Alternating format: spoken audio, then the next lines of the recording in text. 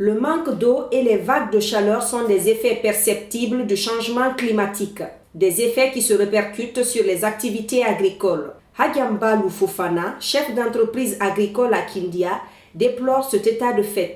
Le changement climatique nous influence dans la rareté de l'eau parce qu'on a besoin d'arroser nos plants toute l'année. Mais pendant la saison sèche, il y a moins d'eau qu'avant. Et ça, c'est dû au fait qu'il y a un déboisement au niveau des têtes de source. Moi, mon exploitation est traversée par un cours d'eau dont le débit baisse pendant la saison sèche. Dans ce cas, ça, c'est un des éléments de changement climatique.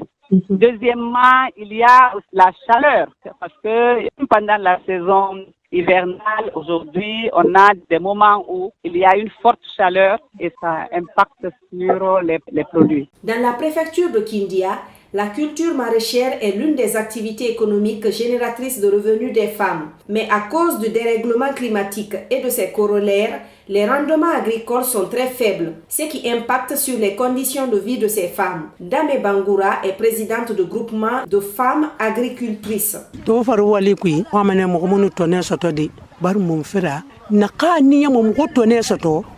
Cette année, nous n'avons pas fait de profit. Par contre, les années précédentes, tout s'est bien passé car nous avons aidé nos familles.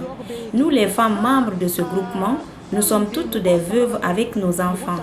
Nous avons l'habitude de cultiver plusieurs hectares, mais à cause des contraintes liées à la forte chaleur, nous travaillons moins à cause des faibles rendements. Pour éviter d'enregistrer des pertes énormes et pour continuer ses productions, Hadiambalou Fofana, chef d'entreprise agricole à Kindia, a compris qu'il faut nécessairement réhabiliter le couvert végétal. Moi, je suis aussi producteur d'huile de palme. Parce que depuis plusieurs années, je reboise la partie que je déboise pour la cuisson de l'huile. Parce que nous faisons les cuissons avec du bois.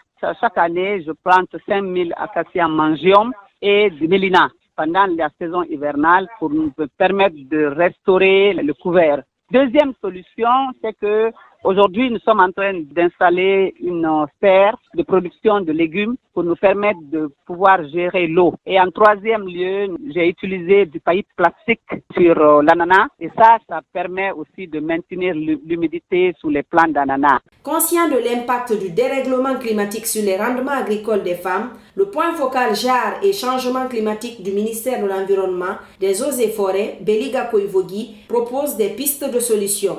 Pour remédier à ça, il faut renforcer les capacités de ces femmes à travers des bonnes pratiques agricoles. Cela est important parce qu'on est habitué à utiliser des pesticides. Il y a des déchets biodégradables qu'on peut les mettre en compost, les utiliser sur les cultures maraîchères, en tout cas des cultures à petite superficie. Et c'est bio. Ça n'a pas d'impact sur la santé ni sur l'environnement. Aussi, les faire connaître les conséquences des changements climatiques parce que la plupart des personnes méconnaissent ce fléau. Donc, c'est des choses comme ça qu'il faut développer. Et ça ne peut pas se faire sans l'implication de l'État, des autorités concernées par cette thématique. De son côté, Hadiambalou Fofana, chef d'entreprise agricole à Kindia, interpelle de nouveau l'État à la professionnalisation des acteurs concernés pour l'instauration des bonnes pratiques dans ce secteur. Au niveau des autorités, moi je me dis qu'il faut qu'il y ait beaucoup plus de conseillers agricoles bien formés. Il y a beaucoup de conseillers qui existent, mais qui ne répondent pas aux normes ou qui ne répondent pas aux critères parce qu'ils ne sont pas compétents. Dans ce cas, on a besoin de beaucoup plus de conseillers compétents pour aider les agriculteurs parce que c'est eux les premiers qui doivent donner des conseils sur les itinéraires techniques, c'est eux qui doivent donner des conseils sur l'utilisation des intrants, c'est eux qui doivent donner des conseils sur la restauration du couvert végétal, la protection de l'environnement. Mais les conseillers agricoles qui sont dans les zones ne sont pas compétents. Dans ce cas, je souhaite qu'il y ait plus de formation, de renforcement des capacités et aussi de suivi de ces conseils. Le changement climatique a des effets sur tous les aspects de la sécurité alimentaire et de la nutrition de par son incidence sur la disponibilité de l'eau, les cultures, les forêts et le fonctionnement des écosystèmes. Les projections du GIEC, Groupe d'intérêt économique, indiquent une baisse moyenne de la productivité allant de 2% en 2020 à 25% en 2050, ce qui impactera toutes les cultures et régions agroécologiques à des degrés différents selon un rapport du FIDA.